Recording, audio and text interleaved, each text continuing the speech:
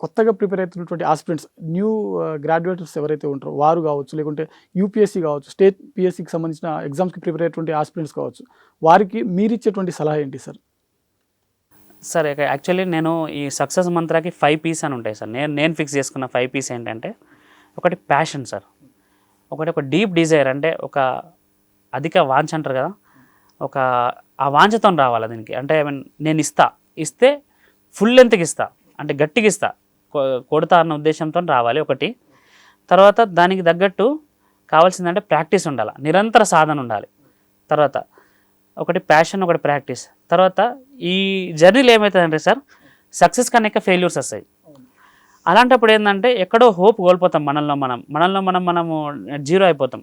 UPSC ఇంకోటి ఏంటంటే, నువ్వు ఎంత గట్టిగా వచ్చినా అది నిన్ను గ్రౌండ్ చూపిస్తుంది. నిజం చెప్పాలంటే నేల నాకిస్తారంటారు కదా, ఆ విధంగా నాకిస్తుంది సార్ యూపీఎస్సీ. సో నేను జీరో చేసి పడేస్తాను యూపీఎస్సీ. సో అలాంటప్పుడు ఏంటంటే పర్సివరెన్స్ ఉండాలి, పట్టుదల ఉండాలి.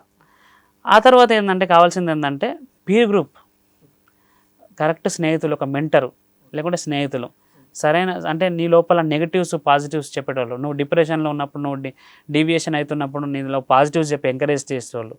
తర్వాత నువ్వు ఎక్కడో ఓవర్గా ఫీల్ అయినప్పుడు ఒరే నిన్ను లైన్లో పెట్టే మెంటర్ ఫ్రెండ్స్ కావాలి. ప్లానింగ్ ఒకటి పర్ఫెక్ట్ ఉండాలి.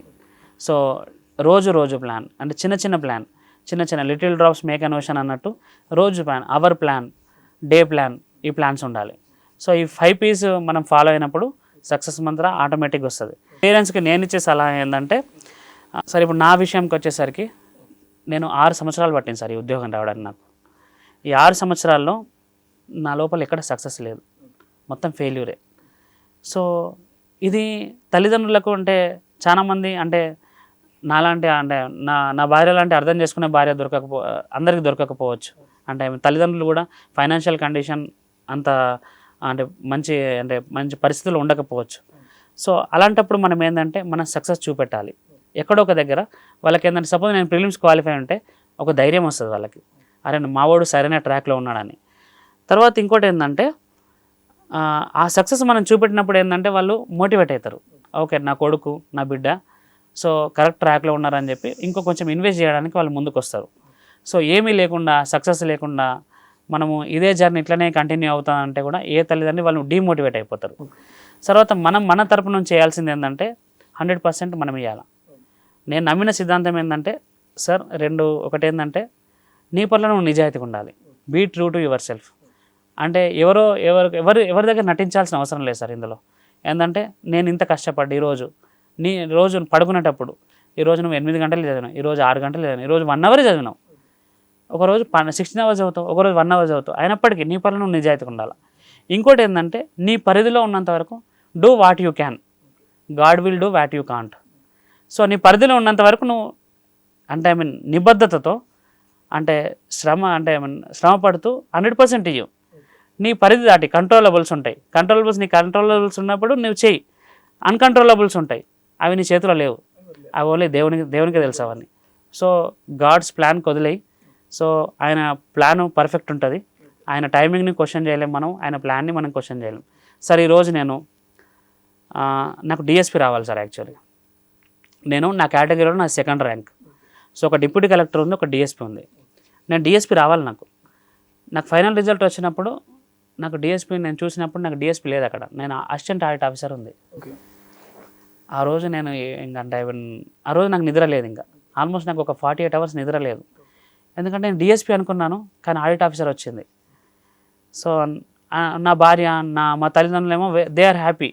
ఎందుకంటే డిఎస్పీ అయితే పోలీసులు హంగామా ఉంటుంది. వీడు అంటే ఇంకొకటి ఏంటంటే సార్ నా ఏజ్ 38. సో ఏజ్ని కూడా ఫ్యాక్టర్ కన్సిడర్ చేసినప్పుడు సో వీళ్ళేంటంటే ఓకే ఆడిట్ ఆఫీసర్ అయితే కొంచెం ప్రశాంతంగా ఉంటుంది లైఫ్ అని వీళ్ళు అనుకున్నారు. కానీ sir once in a life time deputy collector DSP అనేది అది రానందుకు చాలా నిరాశ చెందిన నేను. ఇక తర్వాత నేను ఏమనుకున్నానంటే లైఫ్లో కంటెంట్మెంట్ ఉండాలి సార్. అంటే దాన్ని ఏమంటారు, ఒక లైఫ్లో అంటే సాటిస్ఫాక్షన్ ఉండాలి. ఏదైనా అంటే చాలామంది కష్టపడ్డారు సార్ గ్రూప్ 1 కోసం, 2-3 లక్షల మంది రాశారు. అందులో 563 మందిలో నేనున్నా. సో దేవుడు నాకు ఈ జాబ్ ఇచ్చిండు. ఇది ఉట్టిగా రాలే, 6 సంవత్సరాల కష్టం ద్వారా వచ్చింది ఇది. సో నేను దేవుని యొక్క ప్లాన్స్ని నేను క్వశ్చన్ చేయలేను. సో గాడ్స్ ప్లాన్ ఆ విధంగా ఉంది కావచ్చు. అంటే నేను మేబీ డిఎస్పీ చేయడం దేవుని ఉద్దేశం కాదేమో, ఆడిట్ ఆఫీసర్ అవ్వాలని దేవుని ఉద్దేశం. ఎందుకంటే ఆడిట్ ఆఫీసర్ చాలా గ్రౌండ్ లెవెల్లో వర్క్ ఉంటుంది సార్. అంటే మొత్తం లోకల్ ఫండ్ మొత్తం పంచాయతీలని మున్సిపాలిటీని అంతా ఆడిట్ చేస్తాం. ఇంకోటి ఏంటంటే ఇందులో కూడా ఎక్సెల్ అవ్వడానికి చాలా స్కోప్ ఉంది. సో నేను ఎందుకు ఈ విధంగా ఆలోచించద్దు? సో నేను సార్ అంటే నేను చెప్పడం ఈజీ, ఇది ఆల్మోస్ట్ ఒక 1 month పట్టింది ఆల్మోస్ట్ నేను ఈ జర్నీ నుంచి, అంటే దీన్ని యాక్సెప్ట్ చేయడానికి, ఆడిట్ ఆఫీసర్గా యాక్సెప్ట్ చేయడానికి. సో మెల్లమెల్లగా నేను ఏంటంటే ఇందులో నేను ఏదైనా మంచి చేయగలుగుతానా, అంటే ఇంకా ఇంకా ఇన్నోవేటివ్గా ఏమైనా చేయగలుగుతానా అన్నదే ఆలోచిస్తున్నా తప్ప ఇక నేను మర్చిపోయినా డిఎస్పీ మిస్ అయింది అన్నది నాకు ఇక ఆలోచన లేదు ఇప్పుడు. సో ఒక ఆడిట్ ఆఫీసర్గా ఉన్నా, సో ఆడిట్ ఆఫీసర్గా ఏ విధంగా ముందుకెళ్ళచ్చు నేను అన్న దాని మీదనే నేను ఫోకస్ చేస్తున్నాను సార్ ఇప్పుడు. సార్ మరి మీకు ఇప్పుడు యూపీఎస్సీ మరో 2 attempts మీకు ఇంకా బాకీ ఉందని చెప్పారు ఇందాక మీరు. సార్ యూపీఎస్సీ అటెంప్ట్స్ లేవు సార్, అయిపోయినాయి. అంటే మీరు గ్రూప్ 1 స్టార్ట్ చేసినప్పుడు ఒక అటెంప్ట్ ఉంది అని చెప్పారు మీరు. అటెంప్ట్స్ ఉండే, కానీ నేను మళ్ళీ డివియేట్ అవుతుందన్న ఉద్దేశంలో నేను అటెంప్ట్ చేయలేదు actually. Okay okay. So group 1 మీదనే ఫోకస్ చేసిన. ఎందుకంటే అప్పటికి నేను ఇంకా ఏంటంటే సార్ ఎలాంటి పరిస్థితి అంటే ఇంకా డూ ఆర్ డై టైం పరిస్థితి వచ్చింది.